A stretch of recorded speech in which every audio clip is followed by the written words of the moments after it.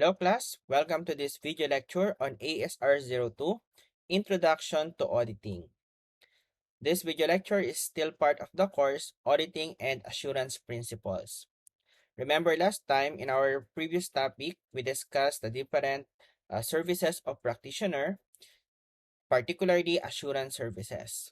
So this time we will focus on a type or specific type of assurance service, which is auditing. Consequently, auditing will be the focus of this course, Auditing and Assurance Principles. So here is our course outline. Now we are on the second topic. We have Introduction to Auditing. Our reference for this topic is PSA 200, revised and redrafted. So overall objective of the independent auditor and the conduct of an audit in accordance with PSA. So here PSA stands for Philippine Standards on Auditing. In this video lecture, we will discuss the following items. So number 1, overview of the auditing. 2, the different types of audits. So we will discuss types of audits according to objectives and according to auditors. Next, we will discuss audit of historical financial statements. So actually in this video lecture, we will cover also different types of audits. But moving forward, we will also focus on a specific type of audit, so which is the audits of historical financial statements. And finally, we will also discuss so that we can be aware of our roots here in our profession. So we will briefly discuss the history of auditing.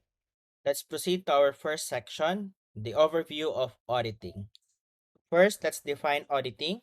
So auditing is defined as systematic process of objectively obtaining and evaluating evidence regarding assertions about economic actions and events and to ascertain the degree of correspondence between these assertions and established criteria and communicating the results to intended users.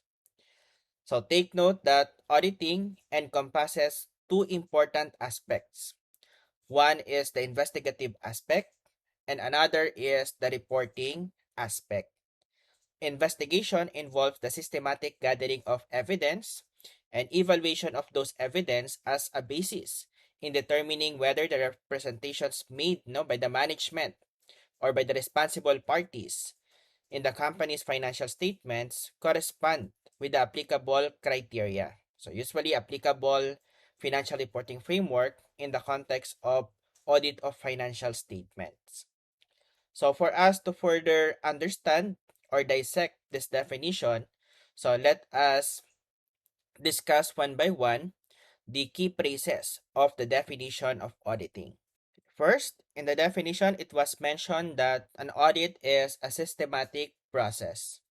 So it is a systematic process because in audit, we follow a logical sequence of procedures or steps in performing our audit function.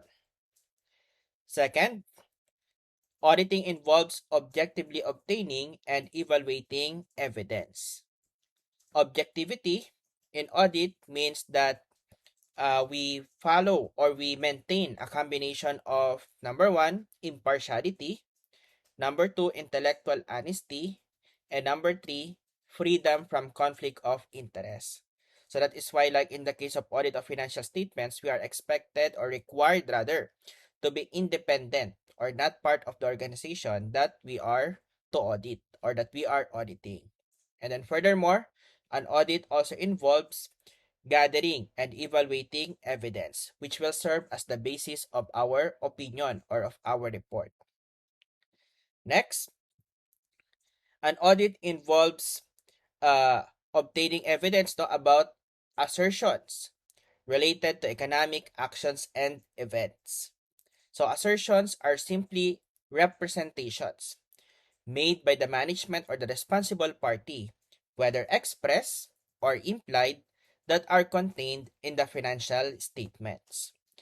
So the auditors are expected to find evidence or to gather evidence which may support or contradict the management's representations or assertions. And what we do is that we determine or ascertain the degree of correspondence between the assertions and established criteria. So here, we use an established criteria like the standards or the GAAP, so to determine whether the representation contained in the financial statements are in conformity with such criteria. Okay. So an example of that criteria is the GAAP. For example, in the Philippines, it will be the PFRS or the Philippine Financial Reporting Standard. So that will be the benchmark or criteria against which we will measure or evaluate the contents of the financial statements presented by the management. And finally, the reporting part, communicating the results to intended users or to interested users. So we do this after we complete our audit, our procedures, we communicate our opinion through the auditor's report that we issue. So the auditor's report, so that will be the medium of communication of our findings, okay, to the interested or intended users. So next, we have to distinguish the concept of auditing from other accounting and related concepts. So first, accounting versus auditing. So in accounting, we provide accounting information about economic entities like companies. So that is useful in making economic decisions. We identify transactions, we analyze transactions, we summarize transactions, and put it in a report called the financial report or the financial statements. That's what accountants do. In contrast, in auditing, so what we do is that we accumulate evidence to determine whether the recorded accounting information prepared by the accountants properly reflect the economic events that actually occurred during the period. So notice the difference. In accounting, you prepare the financial information or the accountant prepares the accounting information. In auditing, the auditor checks or validates or examine the output of the accountant so to determine whether it is in conformity with the set criteria. So that is why it is said that the work of the auditor starts after the work of the accountant ends.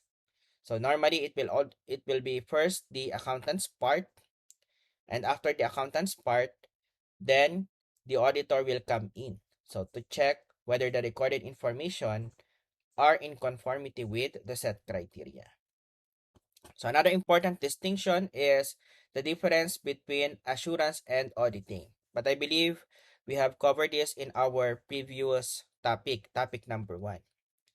And remember, we said that assurance is broader than auditing because assurance encompass audits.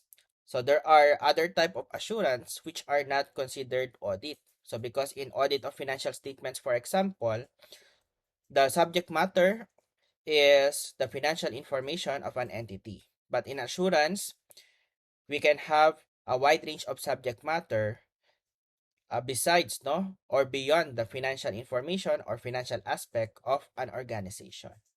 So actually, auditing is a type of assertion-based assurance engagement, and assertion-based assurance engagement is also a type of an assurance service or assurance engagement. The other type is direct reporting. So audit belongs to assertion-based or attest service of a CPA. So therefore, auditing is narrower than assurance. So auditing is under the umbrella of assurance services rendered by the CPA. So again, particularly under assertion-based engagements.